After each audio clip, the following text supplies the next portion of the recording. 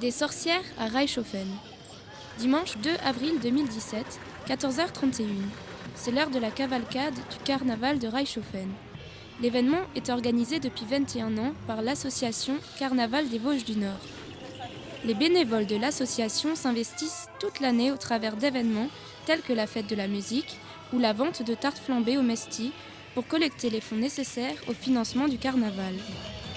Le carnaval de Reichshofen est unique et possède une certaine notoriété.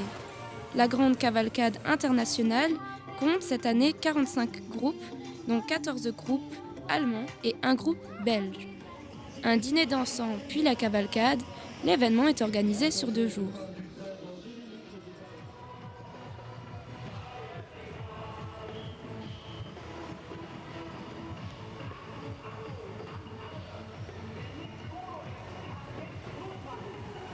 Rendez-vous pris l'année prochaine à 14h31. Les Riessefer Schlosshaxe vous attendent encore plus nombreux.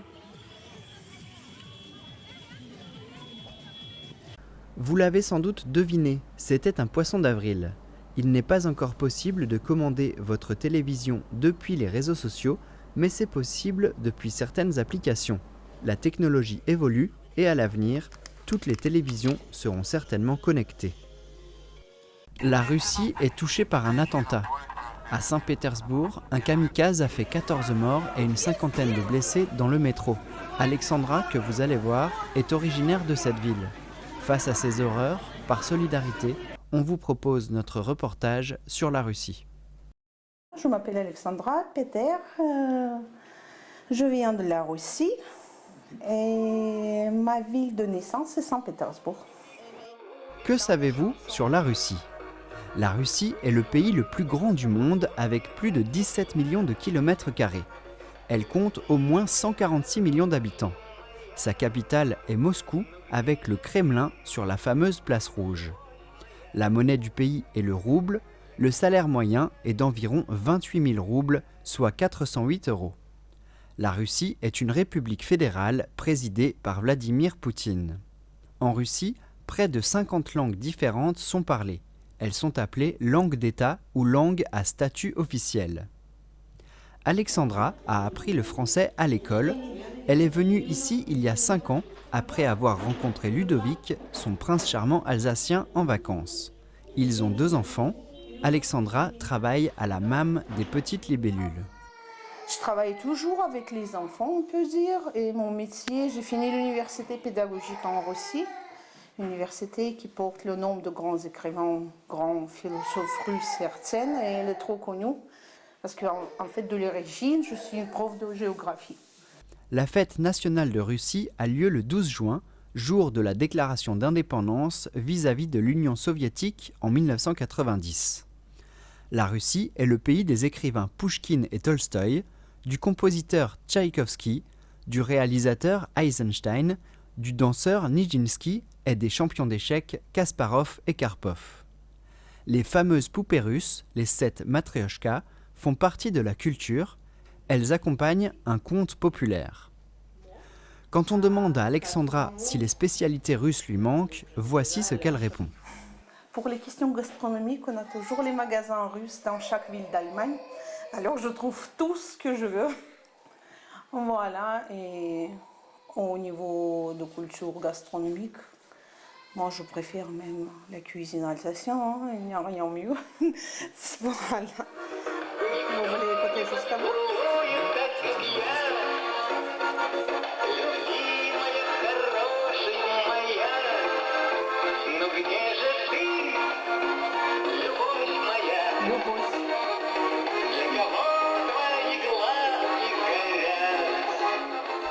Pour terminer, un dernier mot en russe. Любовь, ça veut dire l'amour.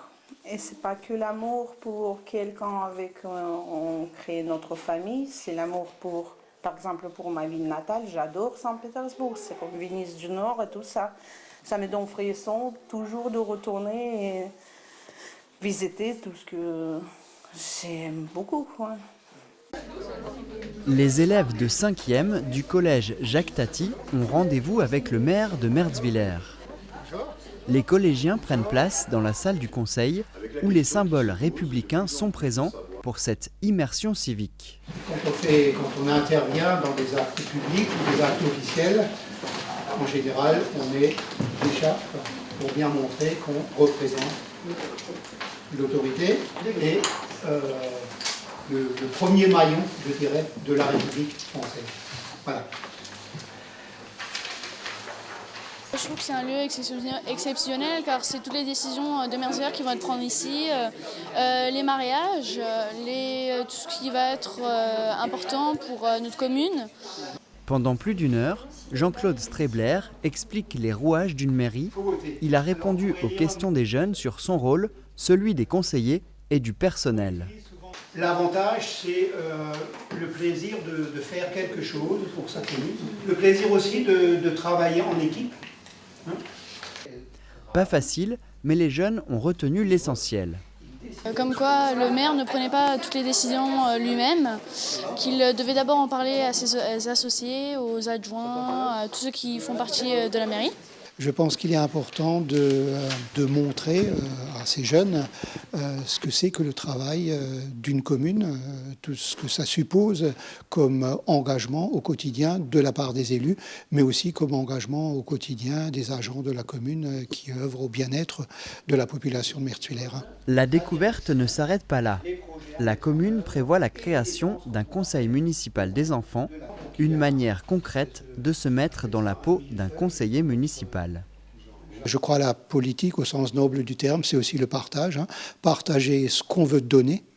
Et c'est dans ce sens-là qu'on mettra en place ce conseil municipal. Qu'est-ce que tu veux donner pour la population de Mertuillère ou pour tes copains? Oui, la politique, ça m'intéresse quand même un peu parce que c'est important pour tout ce qui concerne notre vie, parce qu'on doit quand même prendre des décisions pour notre vie à nous, et puis on est important parce que chaque voix compte à chaque fois pour toutes les personnes. L'après-midi se termine par un goûter offert par la mairie. Le soir même, la salle sera à nouveau pleine pour une séance du conseil municipal. Bonjour à tous, bienvenue pour ces nouvelles actus. Cette semaine, nous nous situons à la gendarmerie de Niederbronn-Reichshofen avec Sébastien Husson. Bonjour Sébastien. Bonjour. Nous allons parler aujourd'hui d'un système qui n'est pas si nouveau que ça. Il a été mis en place en 2004, ça s'appelle le BICICode. Nous sommes ici pour en parler aujourd'hui. Qu'est-ce que c'est exactement le BICICode? Donc le BICICode, c'est un code qui est gravé sur le cadre du vélo, qui est un système standardisé qui va ensuite sur un fichier national, donc auquel nous on a accès au niveau police gendarmerie, et qui permet ensuite de pouvoir identifier le propriétaire du vélo si on le retrouve par exemple suite à un vol. Dans la théorie c'est facile, par contre dans la pratique, comment vous arrivez à retrouver le propriétaire? Est-ce que vous avez un fichier national? Est-ce que vous avez un logiciel? Comment ça se passe? Donc effectivement on a accès sur notre ordinateur au bureau à un fichier qui est national, donc parmi les autres fichiers de police qui existent. Donc on peut retrouver à partir du nom du propriétaire par exemple ou à partir du numéro du vélo le propriétaire et son adresse. D'accord, donc en fait c'est un petit peu comme une plaque d'immatriculation d'un véhicule par exemple? C'est ça, c'est à peu près le même principe. Donc si moi je décide d'acheter un vélo demain et de le faire graver, où est-ce que je me rends? Comment ça se passe? Vous pouvez vous rendre sur le site de BICICode, il y a une carte à ce niveau-là sur laquelle vous pouvez faire une recherche et donc vous retrouverez normalement 2 sites dans le coin, donc sur Haguenau et sur Wissembourg, qui sont équipés pour faire graver le vélo. D'accord. Par contre, il faut savoir aussi que c'est quelque chose qui est payant, c'est ça? C'est pas gratuit en fait pour le propriétaire du vélo? Ça coûte à peu près entre 5 et 10 euros. En tout cas, on vous invite vivement à aller faire graver vos vélos. Alors allez sur le site qui s'affiche en bas de votre écran. N'hésitez pas à les faire graver, c'est important. Et surtout, si vous vous faites voler votre bicyclette, n'hésitez pas à aller le signaler en gendarmerie. Il y aura toujours une oreille à votre écoute ici. Exactement. Merci beaucoup en tout cas. Tout de suite, c'est la suite des actualités. À la semaine prochaine.